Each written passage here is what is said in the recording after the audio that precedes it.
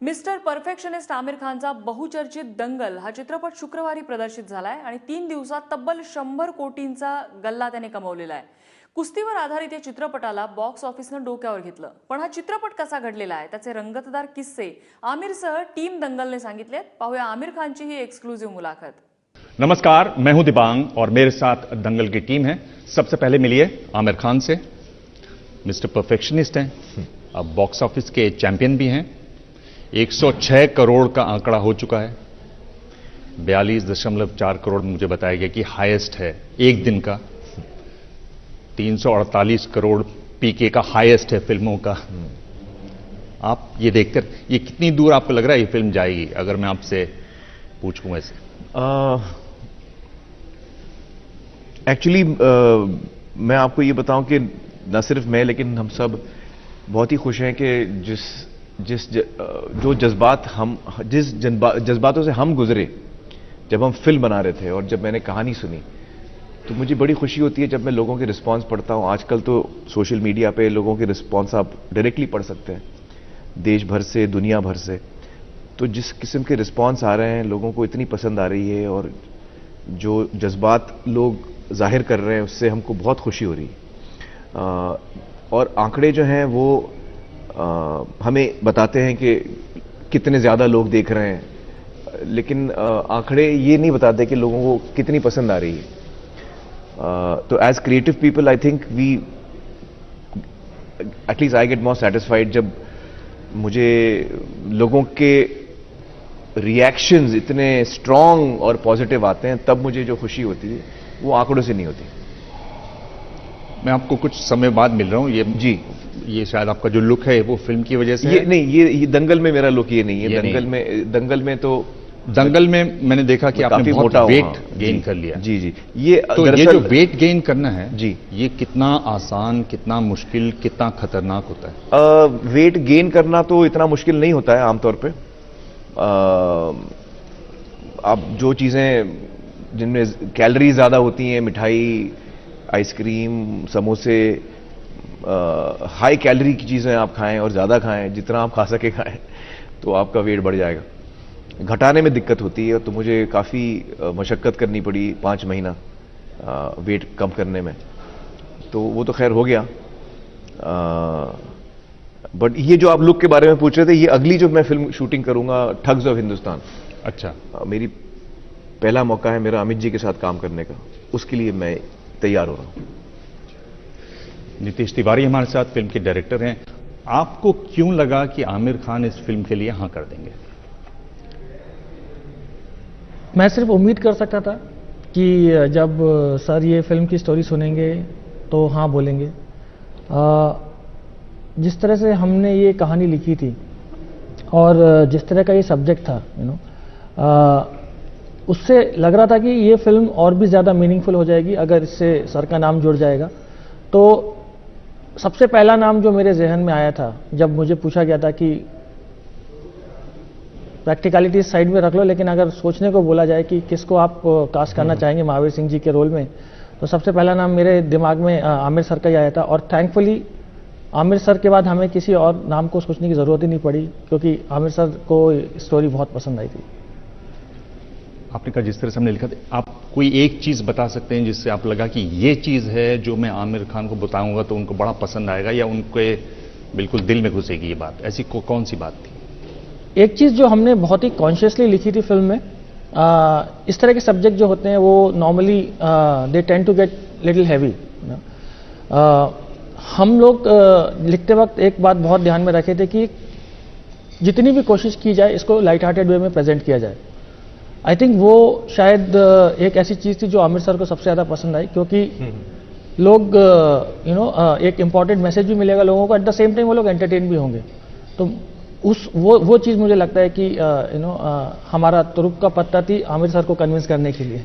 Actually मुझे हमेशा लगता है कि आप चाहे जितनी भी ज़रूरी या इम्पोर्टेंट चीज़ कह रहे हो, मेरे समझ से हमें जो भी फिल्म बनानी है, ऑडियंस को सबसे पहला रूल जो है वो ऑडियंस को हमको बोर नहीं करना है. कितनी भी आप ज़रूरी चीज़ बोल रहे हो, लेकिन आप बोर नहीं कर सकते. तो ये मेरे लिए बहुत ज़रूरी होता है कि जब हम कोई भी चीज़, कोई भी फिल्म बनाएं, लोगों को मज़ा आए, उनका मनोरंजन हो, वो इन्वॉल्व होकर देखें, और फिर आप जो भी कहना चाहें उसमें आप कह सकते हैं। आमिर, हमने शो किया मुमकिन है, जी। आपने किया सत्यमेव जयते, उसके बाद 1 घंटे का ये लाइव शो हमने 6 पार्ट किए, उसमें स्पोर्ट्स पर था। जी जी जी, उसमें उसमें आपने स्पोर्ट्स पे एपिसोड किया था। हाँ बिल्कुल सही। आपको याद हो तो 3 बार के Olympic gold medallist Balbir Singh हमारे साथ शो जी, में थे बिल्कुल, चंडीगढ़ में। बिल्कुल। स्पोर्ट्स आपको क्या लगता है कितने मायने रखते हैं स्पोर्ट्स लोगों की जिंदगी में? आई थिंक स्पोर्ट्स जो है, जैसे हमने हमारे शो में भी कहा था, मुझे मेरे समझ से स्पोर्ट्स जो है वो बहुत ही इंपॉर्टेंट एक लर्निंग ग्राउंड है बच्चों के लिए। हम स्कूल में आंकड़े सीखते हैं, हिस्ट्री, ज्योग्राफी, फिजिक्स, साइंस सीखते हैं, लेकिन जो सीख हमें स्पोर्ट्स से मिलती है वो हमें जीवन के लिए तैयार करती है। आप you learn how to focus on one thing. आप ये सीखते हैं कि आपको कितनी हार्डवर्क करना है। आप टीम स्पिरिट समझते हैं, एक टीम के साथ किस तरह साथ मिलकर काम करना है, उसकी ट्रेनिंग आपको मिलती है। You are train to face defeat. जब आप हारते हैं तो आपकी कैफियत क्या होती है, जब आप जीतते हैं तो आपकी कैफियत क्या होती है। You learn how to take success in a positive way. तो स्पोर्ट्स के जरिए हम बहुत कुछ सीखते हैं। We learn how to face a challenge. ये सारी चीजें हमको, तो मुझे लगता है कि स्पोर्ट जो है वो बहुत इंपॉर्टेंट है हमारे बच्चों के लिए। हाँ सॉरी। साक्षी तंवर हमारे साथ हैं, आपने इनकी पत्नी का रोल किया फिल्म में। क्या लगा, क्या सीखा आपने आमिर खान से इस फिल्मिंग के दौरान जो आप पहले से नहीं जानती थी? जो मैं पहले से जानती थी उस पे जो मेरा मेरी एक सोच बनी हुई थी वो ये थी कि बहुत सीरियस रहते होंगे सेट पे, और काफ़ी सीरियस डिस्कशंस होंगे हर सीन से पहले, और पता नहीं कितना आसान रहेगा उनके साथ काम करना। लेकिन जब हम लोगों ने काम करना शुरू किया तो वो मेरी सोच एकदम बदल गई, क्योंकि बिल्कुल भी सीरियस नहीं था। बिल्कुल ही सीरियस नहीं थे, कोई काम करता नहीं है। नहीं, ऐसा कोई पल मुझे याद नहीं आता है जब मैंने ये महसूस किया हो कि हम सबसे sir in terms of his stature, success अलग है किसी से भी। हमेशा ऐसा लगता था कि पूरी एक जो हमारी टीम है उसके सारे मेंबर्स को सर साथ लेके चलते हैं, सबको एक बराबर का ओहदा था। और जैसा नितेश सर बताते थे, आई थिंक सबने उसी को फॉलो करते हुए काम किया। तो एज एन एक्टर ही बिल्कुल वो as a very professional sincere actor वो मुझे नज़र आए। एंड अदर देन दैट वो बहुत सिंपल है, बहुत ही वार्म है। मतलब बोरिंग है? नहीं, बोरिंग नहीं है, बहुत एंटरटेनिंग है। बल्कि मैं तो कहूँगी जितना वो एंटरटेनमेंट आपको फिल्मों में देखने को मिलता है वो ऑफ द स्क्रीन भी उतना ही चलता रहता है। But it was a very heart warming experience. बहुत मैंने भी इनके साथ काम किया हुआ है, बड़े स्ट्रिक्ट हैं। स्ट्रिक्ट तो नहीं है, मतलब थोड़े से रूल्स थे हमारे, जैसे हमें फोन्स अलाउड नहीं थे सेट पे। एक बड़े से थैले में हमें फोन्स अपने डिपॉजिट करने पड़ते थे सेट में एंटर करने से पहले। दरवाजे पे एक डब्बा था, आप एक बंदा खड़ा होता था और सबको अपना फोन देना पड़ता था उसको। उसमें आप भी देते थे? उसमें मैं भी देता था। हाँ, मैं तो भी ये अपना फोन एक देता अच्छी बात थी कि जो भी रूल्स थे वो सबके लिए थे, और दैट हेल्प्ड अस, क्योंकि हमारे पास सेट पे और फोन तो देखने का वक्त मतलब अलाउड ही नहीं है, तो हम आपस में बात करते थे। ये एक अच्छा कॉम्प्लीमेंट है क्या जो इन्होंने कहा आपके बारे में, जो जिस तरह से आप काम करते हैं। हाँ, नहीं एक्चुअली मुझे नहीं अच्छा लगता कि सेट पे कुछ बहुत टेंस्ड एटमॉस्फेयर हो। हम लोग हंसी मजाक, हम लोग की ट्रेनिंग और हम लोग का जो प्रेप था वो इतना अच्छा था कि हमको सेट पे कोई टेंशन नहीं थी कि हम लोग लाइन सीख रहे हैं सेट पर, वो सब नहीं था। और फोन से मुझे सख्त नफरत है। जो हम क्रिएटिव काम करते हैं तो उसमें जब फोन आ जाता है तो वो हर आदमी उसमें डिस्ट्रैक्ट खो जाता है। वो एक जो 4 इंच की जो चीज है उसमें हम खो जाते हैं। अपने आसपास सब लोग दीवार बना लेते हैं। हाँ, हर आदमी कट ऑफ हो जाता है, तो वो उसमें काम भी ठीक नहीं होता और एक रिश्ता भी नहीं बन पाता लोगों का, एक गिव एंड टेक लोगों के बीच में। तो ये तो मैं कई फिल्मों में फॉलो करता हूं कि हम फोन बाहर रख के आते हैं काम पे। आपको कई कॉम्प्लीमेंट्स मिले होंगे इस फिल्म पर, जी। कौन से आपको याद हैं, कौन से आपको लगा, जिसको लगा कि अरे ये क्या बात कही? दरअसल ये फिल्म जो है ये एक सच्ची कहानी है, सच्चे लोगों पर ये फिल्म बनी है। महावीर फोगाट, गीता और बबीता फोगाट की कहानी है। तो जब आपने इससे पहले स्पोर्ट्स के बारे में भी पूछा था ना कि आपको स्पोर्ट्स जी। कितना इंपॉर्टेंट है, स्पोर्ट्स तो बहुत इंपॉर्टेंट है, लेकिन इससे ये फिल्म सिर्फ स्पोर्ट्स के बारे में नहीं है। ये फिल्म का एक एस्पेक्ट है स्पोर्ट्स, लेकिन ये फिल्म जो है एक इंसान के जुनून के बारे में है, बाप और बेटी के रिश्ते के बारे में है। इसमें कई चीजें हैं जिनके बारे में हम बात करते हैं इस फिल्म में।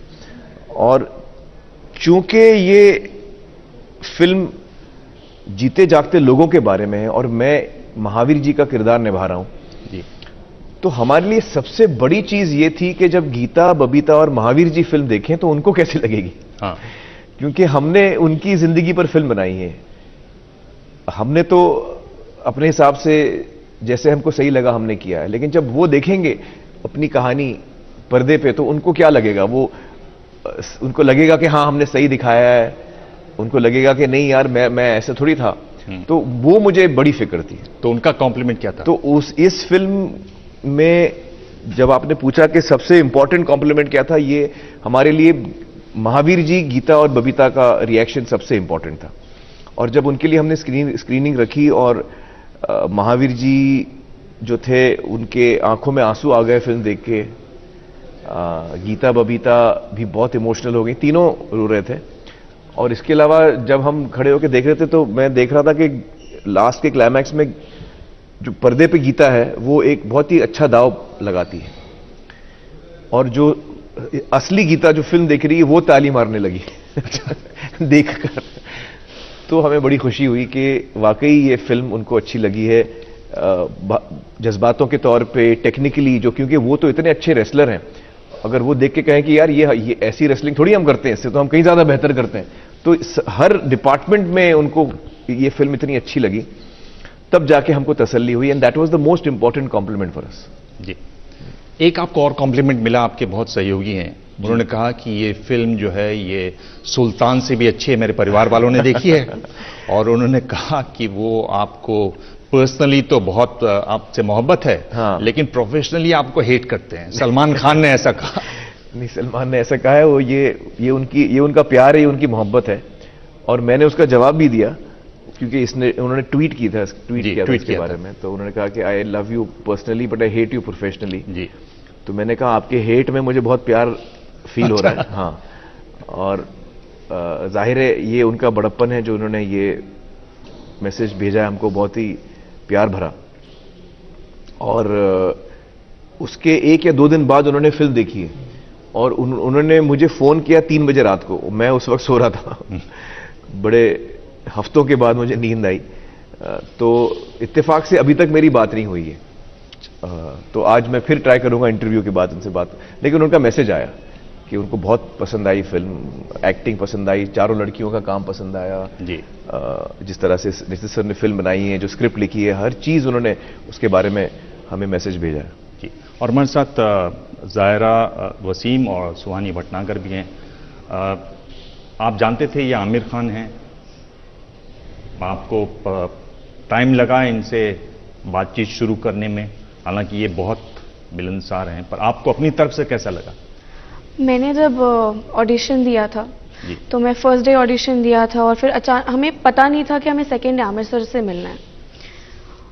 और हम ऐसे रूम में बैठे थे, कुछ लड़कियां जो शॉर्टलिस्ट हुई थी, and all of a sudden mister Aamir Khan enters and he was so humble. And वो एक वाइब आती है स्टार की, वो कहीं नहीं थी। And we were not even star struck जब हमने इनको देखा, क्योंकि वो इतने हम्बल थे और वो इतने कैजुअली हमारे साथ उन्होंने बात करनी स्टार्ट की। सो उसके बाद हम लोग बहुत डरते थे इनसे इनिशियली। अच्छा। तो ऑब्वियसली बहुत डर लगता था। इनफैक्ट मैंने जब इनके सामने ऑडिशन दिया था, मैं अपने डायलॉग्स भूल गई थी।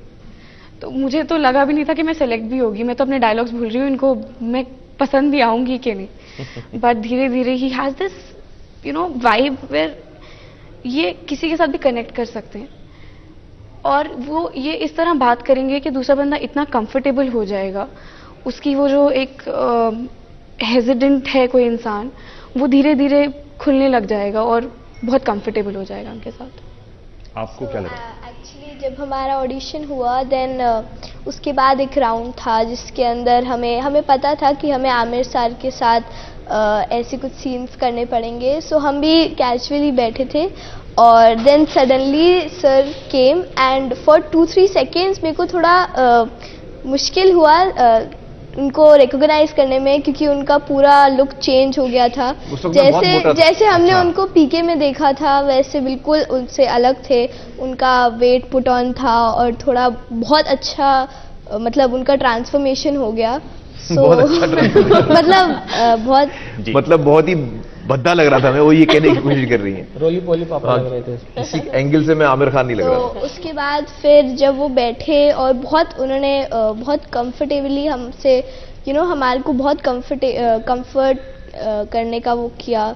सो जब मैं उनके साथ बैठी थी तो ऐसा नहीं लगा था कि मैं आमिर खान के साथ बैठी हूँ या फिर मैं किसी एक्टर के साथ बात कर रही हूँ। बिल्कुल बहुत नॉर्मली था और उन्होंने ऐसा कभी फील नहीं करने दिया किसी को भी और बहुत अच्छे से बात किया, तो मुझे बहुत अच्छा लगा उस बारे में।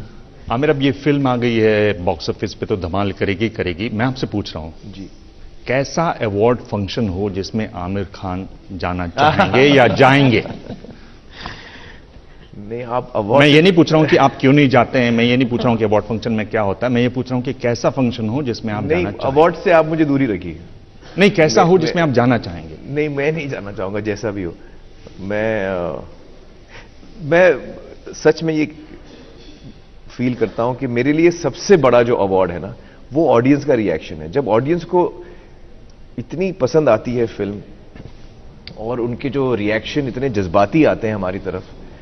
मेरे फोन पे इतने टेक्स्ट आ चुके हैं, इतने मैसेजेस आ चुके हैं, मुझे ईमेल्स आ चुके हैं और हम सोशल मीडिया पे जो पढ़ते हैं, तो वो सबसे बड़ा अवार्ड मेरे लिए वो है। उससे बड़ा कोई अवार्ड नहीं है मेरे लिए। अवार्ड नाइट्स में मैं जाता नहीं। आप लोग जाइए आप लोग जाइए। मैं इसलिए पूछ रहा हूं हाँ। कि 1973 में ऑस्कर मिला गॉडफादर के लिए मार्लन ब्रांडो को। जी जी जी। वो नहीं गए अवार्ड लेने, पर वो अमेरिकन इंडियंस के साथ काम कर रहे थे। उन्होंने एक अमेरिकन इंडियन लड़की को भेजा उनके बिहार, और उन्होंने कहा कि 8-8.5 करोड़ लोग इसको देखेंगे और अमेरिकन इंडियंस को जिस तरह से इंडस्ट्री ट्रीट करती है उनके लिए एक मैसेज होगा जी, मना करने के लिए। जी जी। आमिर खान भी इस तरह के, आप मतलब चूंकि हम लोग सत्यमेव जयते से जुड़े हुए हैं, आपका वो चेहरा भी हम जानते हैं जी, क्यों नहीं एक बड़ा अवार्ड फंक्शन है और महाराष्ट्र का एक किसान वहां जाकर अपनी बात करता, क्यों नहीं ये भाव कभी आया क्या आपको? एक्चुअली मेरे मन में वो अवार्ड्स जो हैं पर लोग देखते हैं बहुत सारे, देखते मतलब तो हैं, नंबर बहुत ज्यादा है उनके देखने। नहीं, मैं मानता हूं ये बात, लेकिन मेरे मन में वो अहमियत नहीं है। मैं क्या, हर आर्टिस्ट चाहता है कि उसके काम की तारीफ हो, हर आर्टिस्ट चाहता है कि लोग उसके काम को पसंद करें, और अवार्ड जब किसी आर्टिस्ट को मिलता है तो वो उसके काम की अप्रिसिएशन होती है। मेरे लिए वो अप्रिसिएशन ऑलरेडी मुझे ऑडियंस से मिल गई है और वो मेरे लिए अहमियत रखती है, वो अवार्ड मेरे लिए अहमियत नहीं रखता। तो मैं तो ना खुद जाऊंगा ना किसी को भेजूंगा, आप लोग चले जाइएगा।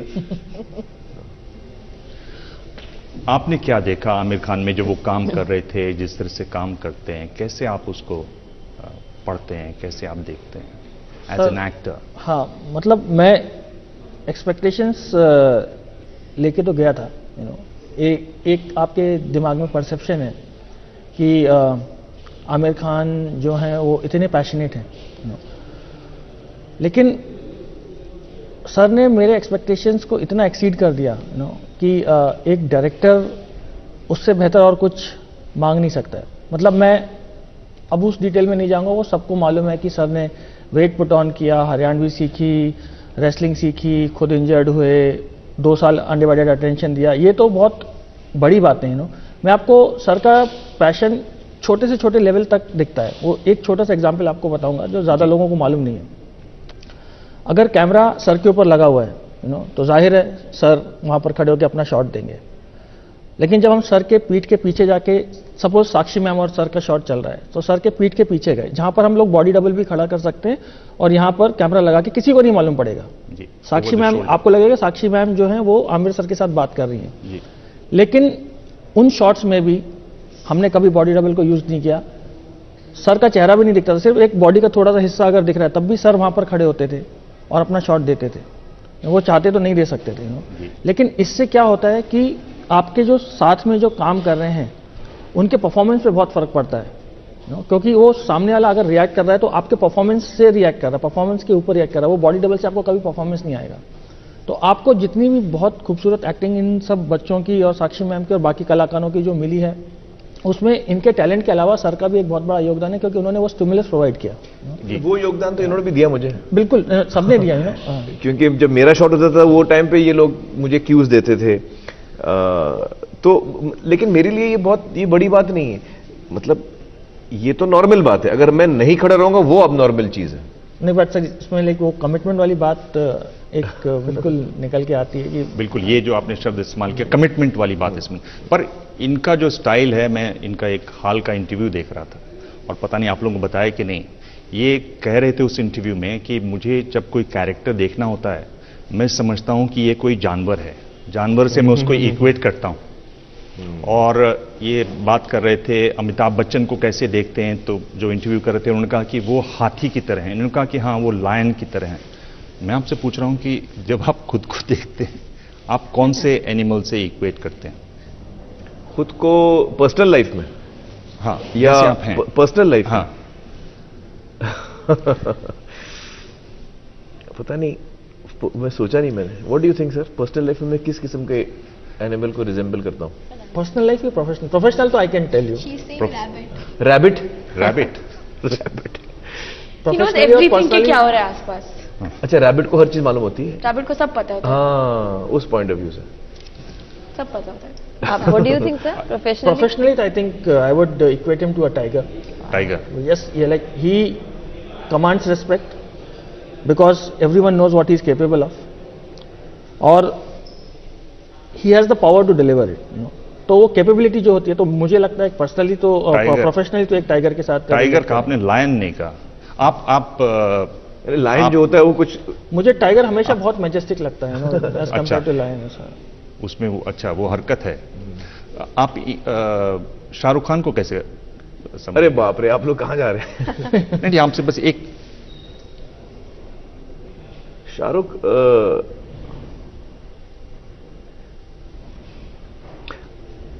I would say he reminds me of a beautiful horse. उसकी जो एक बहुत ही हैंडसम घोड़ा होता है जो फुल गैलप में जाता है, हाँ, वेरी वो charming, crazy। Very beautiful, lot of energy. Shahrukh की एनर्जी बहुत है, लाइक अ स्टैलियन, नहीं? Quite good. हाँ, बिल्कुल बिल्कुल लग रहा है। और बहुत ही हसीन। हाँ हाँ हाँ। और सलमान?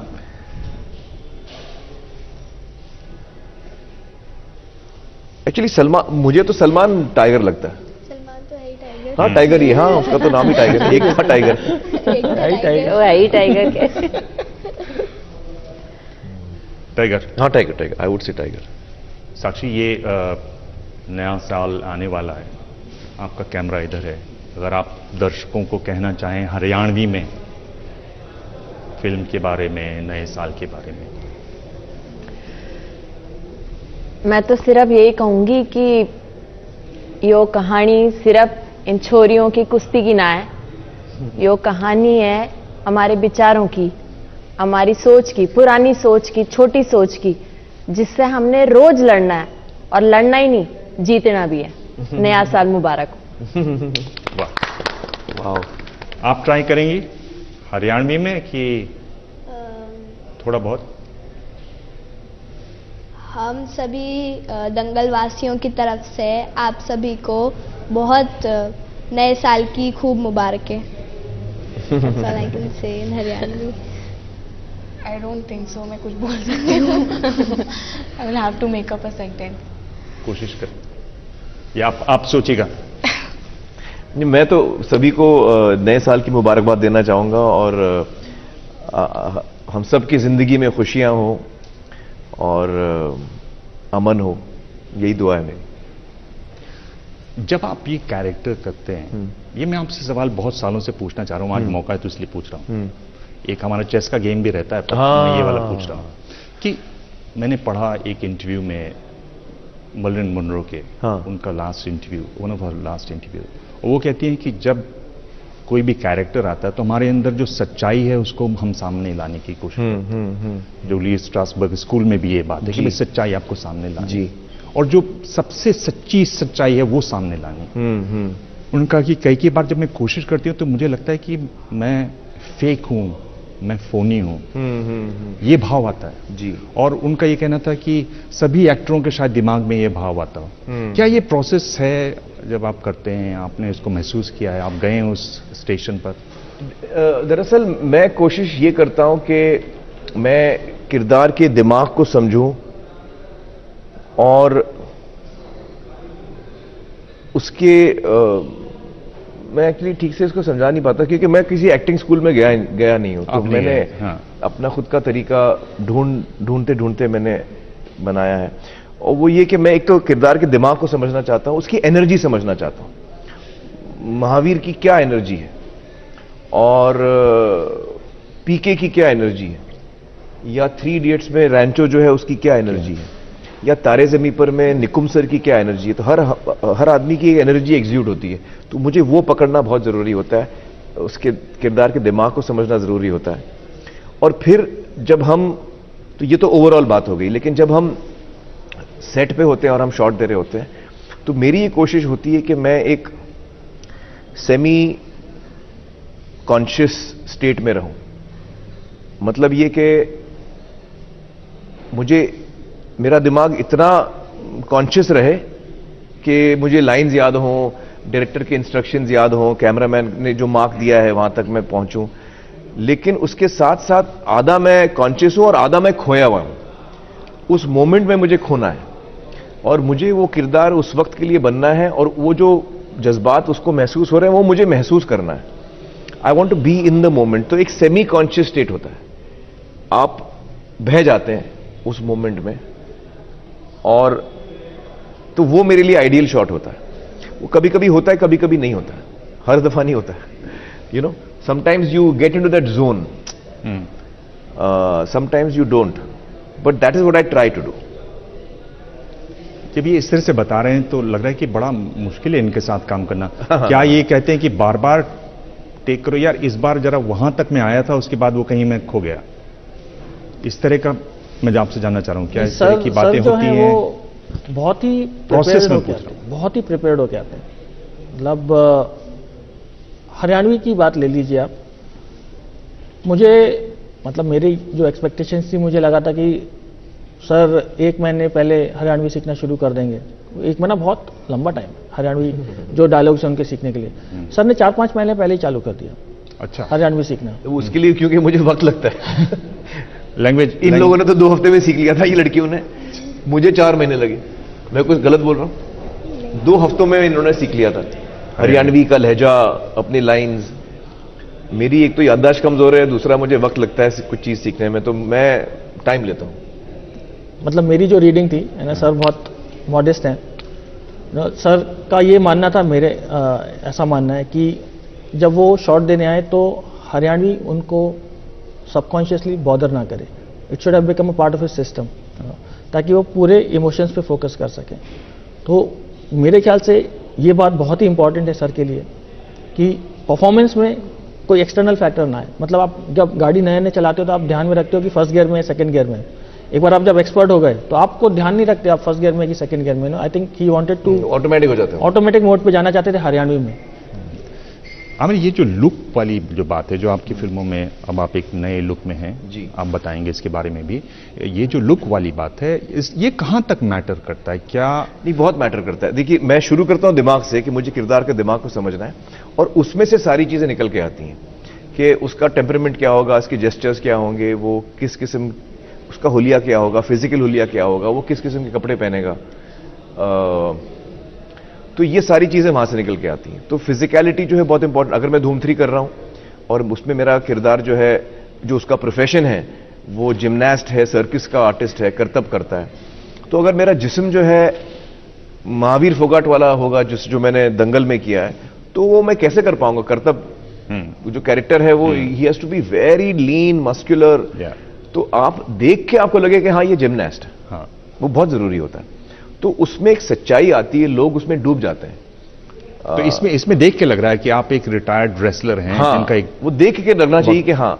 और जब मैं यंग हूं इस फिल्म के अंदर, जब जवानी का जो पोर्शन है उसमें आपको लगना चाहिए कि ये बहुत ही मतलब कमाल का रेसलर, उसकी पूरी बॉडी रेसलर की होनी चाहिए। और मैंने सर से कहा था कि मेरा जो एम है, सुशील कुमार जी जो हमारे रेसलर हैं, हाँ, मुझे उनकी बॉडी की जैसी बनानी चाहिए थी, और आई थिंक मैंने बना के दिखाई वहां बिल्कुल नहीं। सुशील तो वो कुमार। मेरे माइंड में विजन था कि वो जो रेसलर है हमारे इंडिया के, वैसे लगना है मुझे। और जो मतलब बहुत ही कसी हुई बॉडी, बहुत ही अच्छे मसल्स, बॉडी फैट बहुत ही कम, और एकदम टफ लुक। हरियाणवी चूंकि अभी तो रवाई है, फिल्म चली रही है, आप देख भी रहे होंगे थोड़े थोड़े शोज। कोई अब ये आपको आज हर कोई बुलवाएगा, आपको मालूम है, आप टीवी स्टूडियो में जाएंगे। बोली एक्चुअली मैंने हरियाणवी नहीं सीखी है, मैं ये सच बताऊंगा, मैंने अपने लाइंस हरियाणवी में सीखे हैं। अच्छा, तो आप चाहे तो मैं कोई फिल्म का डायलॉग सुना दूं आपको। प्लीज। कौन सा डायलॉग सुनाओ? मेडलिस्ट पेड़ पे नहीं हाँ, वो अच्छी लाइन है। उन्हें बनाना। वो एक दिन वो बहुत ही डिप्रेस हो जाता है, मेरा जो किरदार है, हाँ जी, और अपने भाई के साथ बैठा है। तो वो भाई को अपने जज्बात सुना रहा है, और वो बोलता है, रे मेडलिस्ट पेड़ पे नहीं उगते, उन्हें बढ़ाना पड़ता है प्यार से, मेहनत से, लगन से। और इससे पहले एक सीन गया जहां किसी सरकारी अफसर ने उसको ना बोल दिया है फंडिंग के लिए। तो बोलता है, रे मेडलिस्ट पेड़ पे नहीं उगते, उन्हें बढ़ाना पड़ता है प्यार से, मेहनत से, लगन से। और यहां तो मैट के पैसे देने में मां मर रही है साड़ों की। यही है ना लाइन? हाँ। फिल्म में कोई ऐसा सीन जो बहुत आपको भावुक करता है? क्योंकि ये बताया कि बहुत सारे सीन्स हैं जो बहुत इमोशनल सीन्स हैं। एक सीन है जिसमें ये दोनों लड़कियां पहलवानी से बचना चाहती हैं, तो ये अपने बहाने लेके महावीर के पास जाती हैं, और वो कहते हैं कि ये कोई बहाना चलेगा नहीं। तो फाइनली ये बोलते हैं कि पापा बालों में मिट्टी फंस जाती है, जुएं पड़ गई हैं, और ये।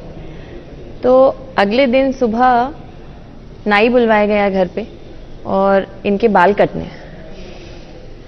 और वो इन दोनों के इतने लंबे लंबे बाल थे असली में थे, और वो सीन में असली बाल काटे गए थे। तो उनका रोना भी असली था, वो रो रहे थे, वो भी असली था। उस समय इतनी अजीब सी हालत हो रही थी ना, इसको मैं उसके जायरा के बाल कट रहे थे, और इसको मैं पकड़ के खड़ी हुई थी, और अजीब सी एक कंपकपी सी हो रही थी, पता नहीं आंसू बहे जा रहे थे, बहुत ज्यादा भावुक थे। And one of course was the scene जब जो बड़ी गीता है उसका और मेरा झगड़ा होता है। नहीं सर, मुझे वो अच्छा लगता है जिसमें वो आपको फोन पे सॉरी बोलती है, सॉरी पापा, और कोई डायलॉग्स नहीं है यहाँ। महावीर फोन पे है, एक तरफ बेटी है, कोई डायलॉग्स नहीं है, सिर्फ इमोशंस से भरा हुआ है वो।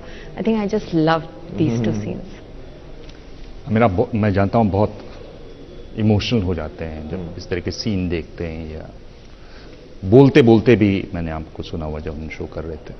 आपको कौन सा इमोशनली बहुत पावरफुल सीन? इस फिल्म में जो सीन, इस फिल्म में एक सीन है जो मुझे बेहद पसंद है, वो जब बाप और बेटी की टकरार होती है और उनके बीच में झगड़ा हो जाता है, बाप और बेटी के बीच में एक ईगो क्लैश होता है। वो मेरा फेवरेट सीन है आई थिंक फिल्म के अंदर। जब आप इस तरह के सीन देख रहे होते हैं और आप जब देखते हैं तो आपको अपना भी कुछ पर्सनल भी उसमें आता है? हाँ आता है, जरूर आता है। वो तो लाजमी है, क्योंकि हम जब कोई फिल्म देखते हैं या हम किसी स्क्रिप्ट को सुनते हैं, पढ़ते हैं, तो हमारे पर्सनल लाइफ से भी कुछ चीजें सामने आती हैं जो हमको याद आती हैं। अक्सर हम उसका इस्तेमाल शॉर्ट देने में भी करते हैं जी। कुछ मेमोरीज होती हैं जो आपको इमोशनल बना देती हैं। आप कभी कभी मैं उसका इस्तेमाल, मैं आमतौर पे वो करने की कोशिश मैं अवॉइड करता हूं, वो लास्ट रिसोर्ट होता है मेरा, क्योंकि मुझे लगता है कि मैं जो जज्बात, जो इमोशंस हैं, मैं वो स्क्रिप्ट से लूं, जो कहानी में और किरदारों में जो मोमेंट है वो पढ़ूं और वो मुझे फील आए। क्योंकि अल्टीमेटली वो मेरी कहानी नहीं है। तो I must feel like Mahavir, not like my self. But जब वो कभी कभी नहीं होता है तो फिर मैं अपने मेमोरी में जाता हूं और अपने मेमोरीज में से कोई चीज को याद करता हूं जिससे मुझे वो, जो मुझे उस मूड में ले आती है। आपका सर कोई सीन जो? मेरे तो बहुत सारे फेवरेट सीन्स हैं क्योंकि मैं बहुत बायस्ड हूँ। तो पूरी फिल्म फेवरेट है पूरी आपकी? फिल्म मैं अब फिल्म में सबसे ज्यादा फेवरेट कौन सा? ये जर्नलिस्ट छोड़ते नहीं है। सबसे ज्यादा फेवरेट तो फिर मैं उस सीन को चुनूंगा। मतलब ये जो दो सीन्स हैं वो तो ऑब्वियसली मेरे बहुत फेवरेट है, as a writer also, as a director also.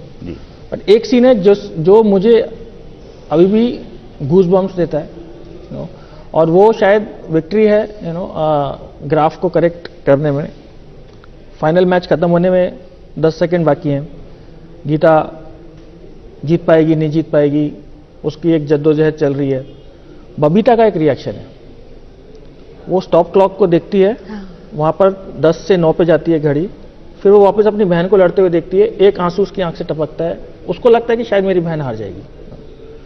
उसको मैं अभी भी देखता हूं तो मुझे टेंशन आता है, मुझे मालूम है क्या होने वाला है फिल्म में, बट उसको मैं अभी भी देखता हूं तो मुझे लगता है कि, और उसके बाद जब वो भाग के हक करती है, हाँ वो बहुत अच्छा दैट्स अ मोमेंट, बहुत अच्छा शॉट है। जब जो वो छोटी बहन आंखों में आंसू है, दौड़ के अपने बड़ी बहन को गले जो लगाती हक करती है, बहुत अच्छा शॉट है। मतलब बहुत, मतलब मेरे लिए बहुत गूज़बम्पी मोमेंट है वो।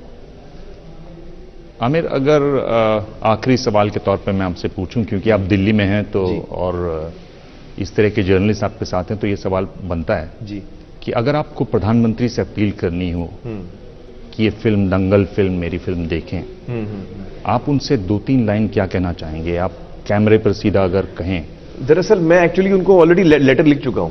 हमें बड़ी खुशी होगी कि अगर मोदी जी ये फिल्म देखें, क्योंकि भारत सरकार की जो एक योजना है बेटी बचाओ बेटी पढ़ाओ, ये एक्चुअली टोटली उस पे ही है, उसी थीम पे है। और मुझे लगता है कि प्रधानमंत्री जी को ये फिल्म बहुत पसंद आएगी और हमें बहुत खुशी होगी अगर वो देखें। तो हमने ये उनको पत्र ऑलरेडी भेजा हुआ है और हम जानते हैं वो बहुत ही मसरूफ हैं, उनकी बहुत ज़्यादा जिम्मेदारियां हैं उन पे, तो शायद उनको मौका ना हो। लेकिन ये सिर्फ एक फिल्म नहीं है, ये शायद एक उससे ज़्यादा बढ़ के हमने कोशिश की है और हमें बड़ी खुशी होगी कि वो अगर देख पाए तो। जी, बहुत बहुत शुक्रिया। और मैं उम्मीद करता हूं कि ये फिल्म जो है वो पीके का भी रिकॉर्ड तोड़े। आपको क्या लग रहा है फाइनली तोड़ पाएगी कि नहीं तोड़ पाएगी? नहीं, देखिए पीके, हर फिल्म अलग होती है, हर फिल्म आप कंपेयर नहीं, मैं तो नहीं कंपेयर कर सकता फिल्मों को। और बिजनेस जो होता है उसके भी कई रीजंस होते हैं बिजनेस के। इंपॉर्टेंट चीज ये है कि पीके भी एक ऐसी फिल्म है, 3 इडियट्स भी एक ऐसी फिल्म है, तारे ज़मीं पर भी एक ऐसी फिल्म है जो लोगों को बेहद पसंद आई है, उनके दिलों को छू लिया है। और दंगल भी जो हमको इस वक्त 3 दिन के बाद जो रिस्पांस मिल रहा है वो ऐसे ही मिल रहा है कि लोगों को बहुत पसंद आ रही है। वो इस फिल्म को लोग अपना बना रहे हैं, वो इस फिल्म को अपना रहे हैं, और इससे बड़ी खुशी की बात हमारे लिए नहीं हो सकती। आंकड़े तो आप बताएंगे जब आएंगे जी, मुझे उसमें ज़्यादा इंटरेस्ट नहीं जी। आमिर खान कह रहे हैं कि ये फिल्म ऐसी है जिसको लोग अपना रहे हैं। आपने नहीं देखी है तो आप भी देखें और अपनाएं इस फिल्म को। फिल्म का नाम है दंगल, आपके सिनेमा में आज के लिए चल रही है। धन्यवाद, बहुत बहुत धन्यवाद। Thank you so much. Thank you.